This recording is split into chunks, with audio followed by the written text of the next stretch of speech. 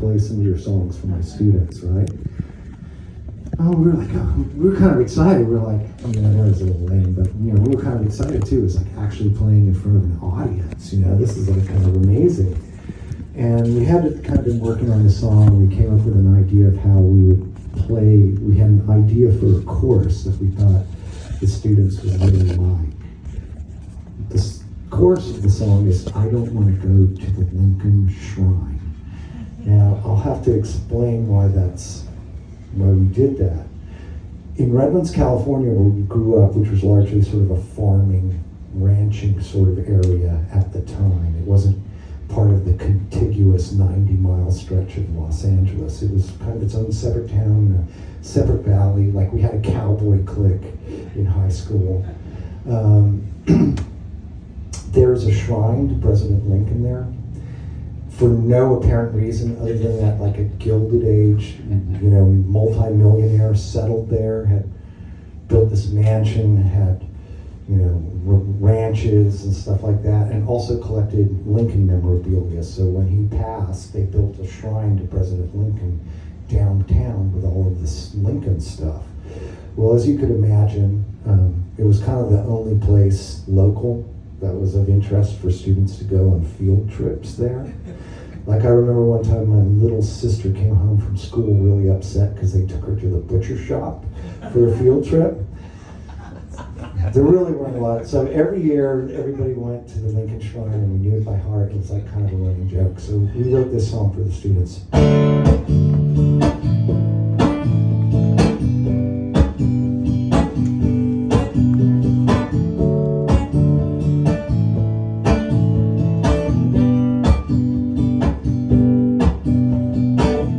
Back in first grade, second grade, and third grade, now sixth grade too. Teacher used to make us all go down to the Lincoln Shrine. The Lincoln Shrine is some kind of thing for Lincoln the man. And I don't want to go to the Lincoln Shrine. I don't want to go to the Lincoln Shrine. I don't want to go to the Lincoln Shrine. In a glass case, they got a shank handkerchief, so or maybe Lincoln actually blew his nose in it. And over there's a letter from his Aunt Mary. She lives in Fontana. And I don't want to go to the Lincoln Shrine. I don't want to go to the Lincoln Shrine. I don't want to go to the Lincoln Shrine. I don't want to go to the Lincoln Shrine. I don't want to go to the Lincoln Shrine. There's a third verse, I have no idea what it is. But anyway, by this point, like all the other teachers that come down the hallway, they're poking their heads in the room. Because the students were singing along with all that, like immediately. Eventually the vice principal comes down. I remember this guy because he's exactly like you picture him. He had a flat top, like a vein always pulsing on his forehead. It was a success.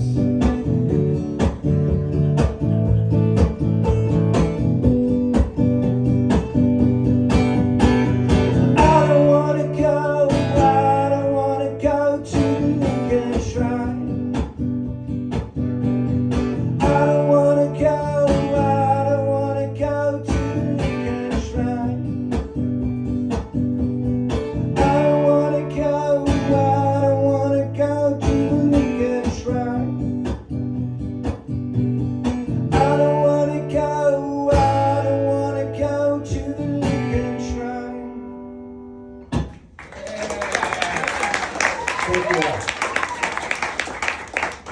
All right. I had all sisters growing up. I didn't have any brothers. I had these two cousins that acted like my big brother sometimes. They lived in another town. They lived deeper in the desert. But I was always conflicted because they were like really bad. They're super supportive to me and really nice to me. You have that thing where people are family, but you're like, but they're really bad. And I mean really bad. Like, I do think they ended up in prison. They've kind of mellowed out now, but so my family's actually from Arkansas. My dad's from Arkansas, and my mom's from England. I know a lot of my life I spent in California, but I've never really sort of escaped my Arkansas-ness. There's a lot about that on this record.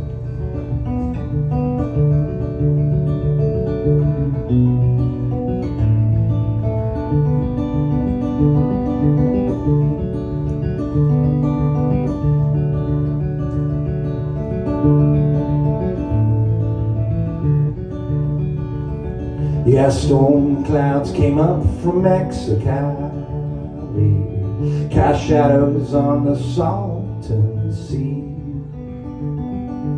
Here my father's family had settled, from Arkansas to the Coachella Valley, like the grapes of wrath in the 70s.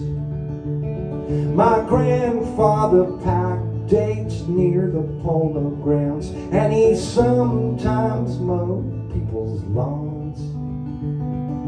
Grandma was a housekeeper in Palm Springs or the Bermuda Dunes Country Club. One summer I went to stay with my cousins in Indio, and they were fleeing poverty in Arkansas. My uncle was a Hellfire Baptist minister. My cousin Norma Jean, that's her name, she was sweet, but her twin brother's trouble for the law. The twins stole a car and they took me to watch them burn it by the aqueduct. Then they robbed the neighbor's house. I was frightened, ran away, never told my grandfather what they'd done. Then dark-haired Mary in the 8th grade, her mother was from Mexico. Her father was a soldier. She asked me to the dance, sat in the bleachers, just held hands. One slow dance at the end. It rained and snowed a lot that winter. In the spring came a super bloom. The desert was a sea of orange and purple flowers, from Cabazon on down to Mexico.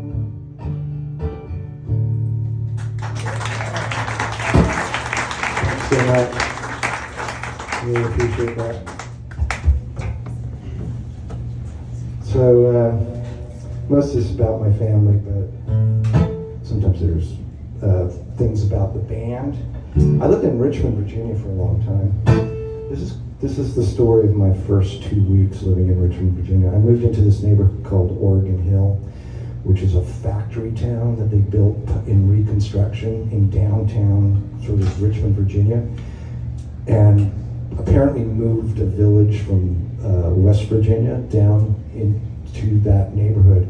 So this neighborhood had a totally different accent than the rest of the town, and a totally different vibe, shall you say. So I had no idea what I was getting into when I moved there. So.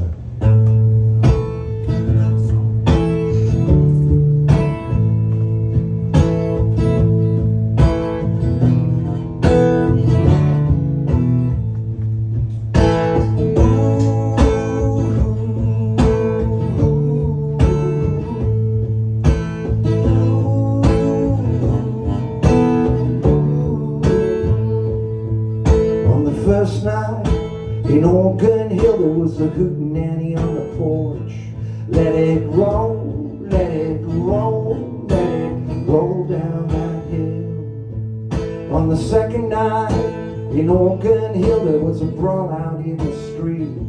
Let it roll, let it roll, let it roll down that hill.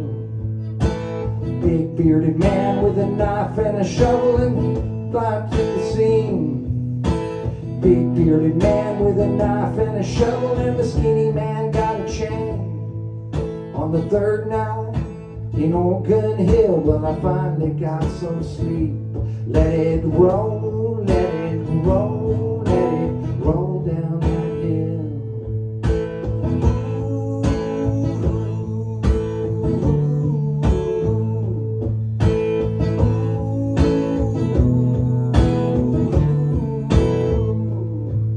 On the fourth night in Old Gun Hill, well, I finally wrote a song.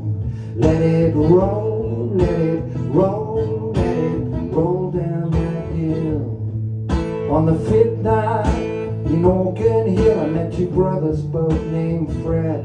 Let it roll, let it roll, let it roll down that hill. They lived in an unheated warehouse space down in the Chaco Slip. Played guitar with their band one time, and the rats, they ate my chords. On the sixth night in Old Gun Hill, I met my future ex-wife. True story. Let it roll, let it roll, let it roll down that hill.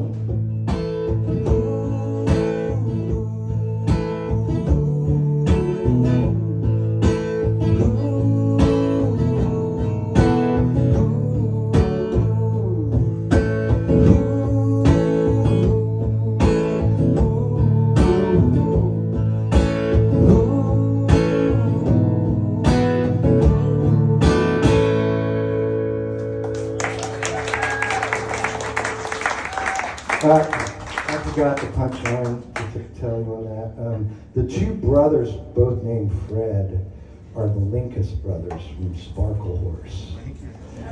So that's their name, except that was like one of the first things. So that's who I'm playing in the warehouse with, playing with their band.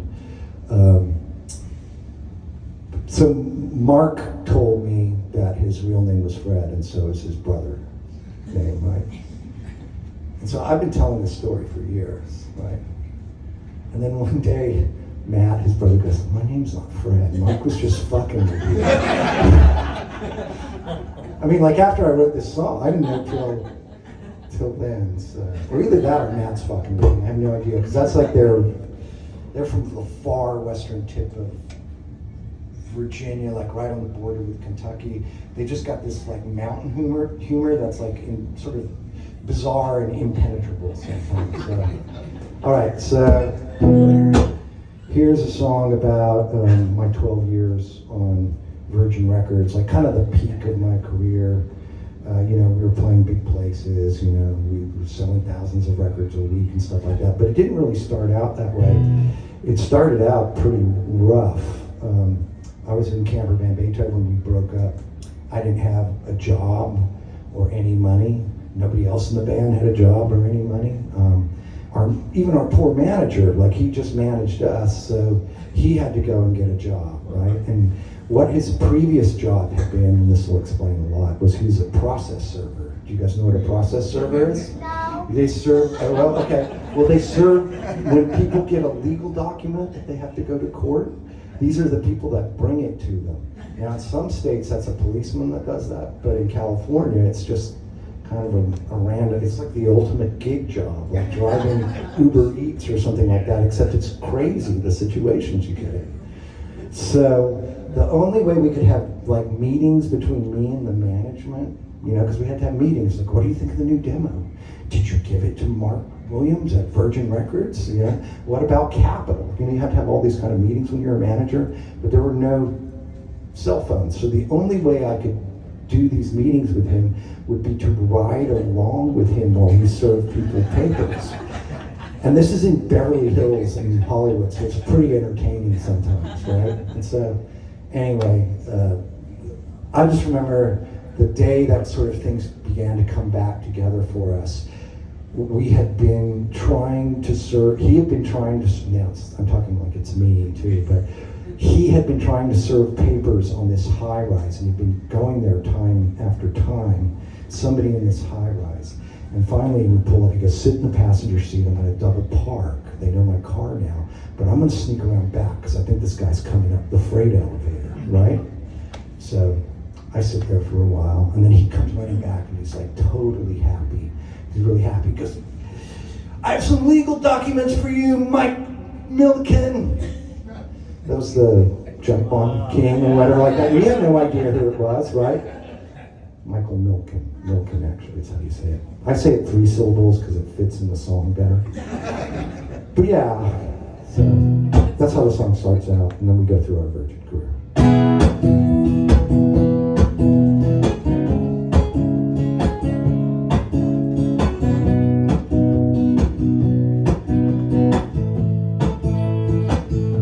Well, I came out of oblivion with 2 hit MTV songs. So Jackson quit his day job process serving Michael Milliken. I got a house out in the country with my publishing advance. Jeff Ross said, see, I knew you'd write a hit by accident. And I should have got down on my knees and thanked the Lord. 'Cause it don't last long. Enjoy it while you can. It don't last long. Ooh, it don't last long. Enjoy it while you can. It don't last long. The second album we recorded it out in Pioneer Town. We tried to rent Frank Sinatra's house, but the realtor shut us down. The album spawned 3 more singles. None of them sounded like grunge, but we were selling out theaters. It's timing and it's luck, and I should have got down on my knees and thanked the Lord. Because it don't last long. Enjoy it while you can. It don't last long. Ooh, it don't last long. Enjoy it while you can. It don't last long. And I was just getting way too cocky. There was some bad behavior, but it didn't really cost me selling 5K every week. But then I taught the audience to sing a record company president's direct line telephone number. We were dropped in just a week, and I should have got down on my knees and thanked the Lord. 'Cause it don't last long.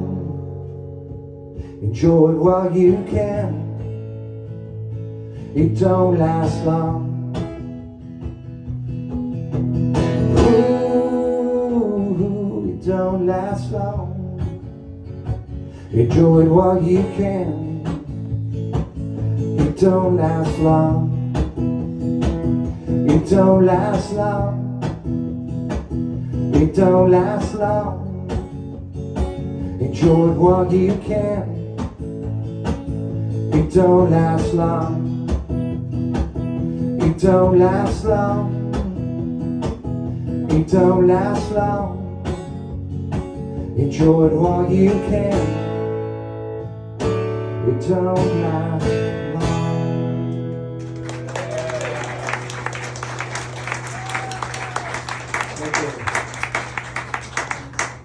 All right, so like I said, a lot of this is just about my family. I wrote this song for my older son because I just felt like I was gone, like when he was like 14, 15, 16, 17. I was just like on the road too much, right? And I always felt bad for it. He also went through a little bit of trouble, as many teenage boys do. But I remember that as a child, he really loved this book called The Giving Tree. Do you guys know the book, The Giving Tree? Yeah, it's a good book, isn't it? Yeah, it's kind of mystifying, though. Right. It's kind of a weird book, though, in some ways, because when you think about it, you go, well, the kid just keeps asking and asking, and the tree keeps giving and giving, and eventually the tree is just a stump. What do you think that means? I don't know what it means, but the tree ends up being just a stump, and the kid is just asking and asking, right? I don't know if you had to go to vacation Bible school, but I had to go to vacation Bible school all the time, a Baptist vacation Bible school. And there's also a story that they teach you in vacation Bible school called The Prodigal Son, which was also super mystifying to me, because the prodigal son goes off and takes the family money and spends it and does a bunch of bad stuff, abandons the family, and then he comes back. And then the dad is like, well, we're going to celebrate. We're going to have this big party because the son is home. I'm probably getting this wrong, but I think I get the context of it right. And then there's the other son who's like, hey, that's totally unfair. I was the good son. I stayed here. I worked hard. I did everything that I was supposed to do. And now you're going to celebrate the bad son who left and did all this bad stuff? And, you know, me as a kid, I'm like, yeah, the good son sounds right. He seems like he's got a point here, right? Mystifying to me. Anyway, but as I was kind of thinking about this and writing this song, I realized that actually those are the same two stories. And I know what they mean now, but I can't really explain it in words directly. I can explain it by basically writing a song about me and my son here. Oh, and by the way, one other thing you have to know for the song, you know Shel Silverstein, who wrote The Giving Tree, also wrote music? Yes. He writes songs, right? What's his number one hits? Yeah, and what's the other one? A lot of people don't know this other one. The cover of the Rolling Stone. And Dr. Hook and Medicine Show. Yeah. He's got a couple others too. Anyway, so you have to know that for this. So here we go.